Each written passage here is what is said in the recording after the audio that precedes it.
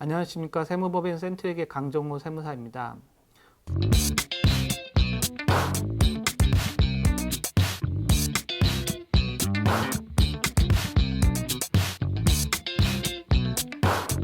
오늘은 정말 많은 분들이 모르고 계시는 그런데 상속세 세무조사에서 가장 먼저 터지는 문제를 다루려 합니다. 바로 이겁니다.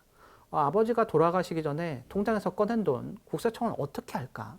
현금으로 이제 받았는데 괜찮겠지.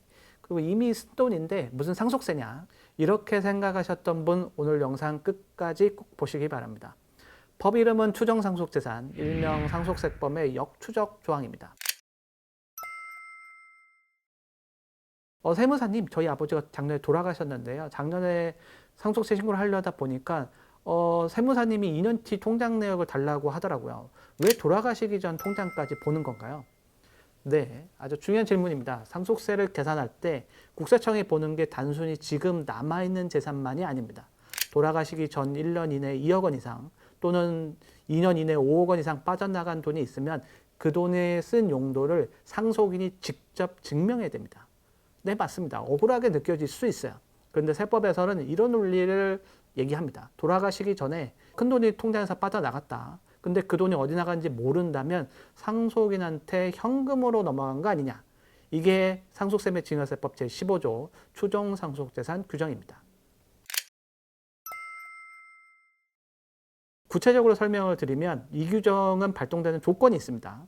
조건은 이제 금액 기준이 있죠. 재산 종류별로 봅니다. 현금, 예금, 유가증권 묶어서 1년 내 2억, 2년 내 5억, 부동산 처분 금액 1년 내 2억, 2년 내 5억, 기타 재산 1년 내 2억, 2년 내 5억이죠. 이 기준을 넘어야 문제가 됩니다. 예금에서 1억 9천만 원 빠졌다? 조건 불충족입니다. 추정 안 되죠. 그러면 2억 원 미만이면 괜찮으냐? 그 범위는 맞지만 주의하실 게 있습니다. 2억 원이 이제 넘는다고 해서 전부 과세되는 것은 아니고 용도 불명 금액에서 또 기준이 있습니다. 미입증 금액의 전체 금액의 20%와 2억 원 중 작은 금액보다 적으면 추정을 하지 않습니다. 예를 들면 아버지가 돌아가시기 전에 예금에서 총 3억 원을 인출을 했습니다. 그중 2억 원은 병원비, 요양원비로 썼다는 영수증이 있어요. 그러면 나머지 1억 원은 어디에 썼는지 증빙이 없습니다. 그러면 용도불명은 1억 원이고 기준 금액은 3억 원에 22억 원 중 적은 금액이니까 6천만 원이죠. 그러니까 용도불명이 이제 1억 원인데 기존 6천만 원보다 크죠. 1억 원에서 6천만 원 뺀 4천만 원이 추정상속재산으로 과세가 됩니다. 자, 이게 가장 궁금한 부분이겠죠. 그러면 어떻게 알아내냐? 상속세 신고가 들어오면 국세청은 금융정보 조회를 합니다. 비상속인 명의의 모든 금융계좌, 보험, 증권 내역을 다 봅니다. 금융실명제 덕분에 이제 모든 금융거래 기록이 남아있죠. 거기서 이런 걸 찾습니다. 뭐 A팀에서 이제 현금을 인출했다든지, 뭐 가족 명의로 이제 이체된 내역이 있다든지, 계좌에서 어떤 특정 날짜에 뭐 뭉칫돈이 출금됐다든지, 그래서 이걸 기준으로 이 돈 어디 갔어요? 라고 물어보는 겁니다. 아버지가 현금으로 찾아서 나한테 줬어도 기록이 남을까요? 현금 이동 자체는 기록이 없습니다. 그게 근데 이 규정이 만들어진 이유입니다. 현금으로 줬으니까 증거 없다를 막기 위해 입증 책임을 상속인한테 돌린 거죠.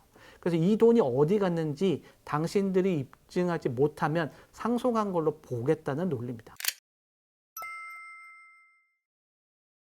자, 여기가 핵심이죠. 이 규정은 납세자가 이길 수 있는 방법이 있습니다.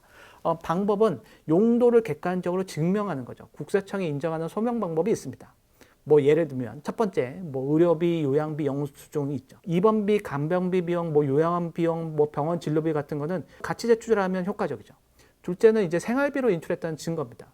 뭐 마트 카드 결제 내역이나 식비, 관리비 이런 납득 가능한 생활비 규모가 있다라고 한다면 가능하겠죠. 그러니까 뭐 80대 어르신이 뭐 매달 500만 원씩을 쓴다면 설명이 어려울 수도 있겠죠. 물론 이제 규모가 차이가 있을 수 있지만 그래서 합리적인 수준이면 인정될 수도 있습니다. 세 번째는 다른 재산으로 전환된 증거가 있는 겁니다. 뭐 보험료를 납부했다든지 다른 계좌에 재해체를 했다든지 그런 내역들이 있다면 추정해서 대해될 수 있겠죠. 그럼에도 불구하고 현금 인출 후에 본인이 직접 쓰셨다는 걸 어떻게 증명해야 되냐. 그게 현실적으로 제일 어려운 부분입니다. 그래서 살아계실 때 큰 돈을 인출하거나 재산을 처분하시면 반드시 메모나 영수증을 남겨두셔야 합니다. 뭐 기록물의 형태가 일기장, 가계부 형태도 상관없습니다. 그 기록이 신뢰할 수 있는 자료라는 게 중요한 겁니다.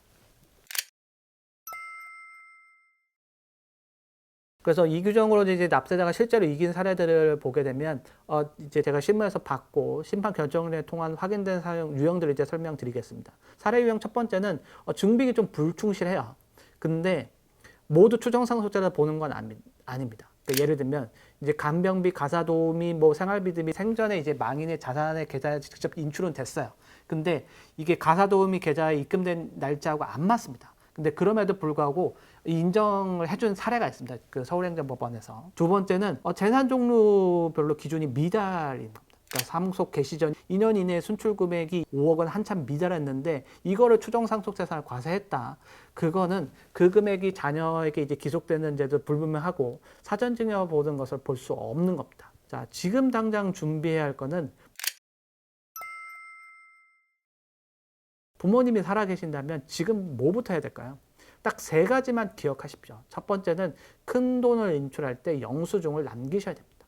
그러니까 병원비, 생활비, 뭐 리모델링, 인테리어 비용 모든 쓰신 거 영수증 보관하시거나 사진 찍어서 보관하십시오.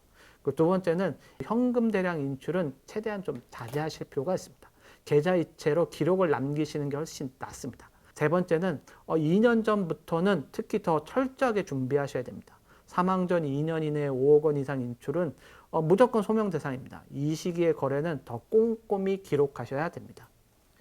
요약입니다. 사망 전 1년 이내 재산 종류별 2억, 2년 이내 5억 원 이상 소명 의무 발생하고요.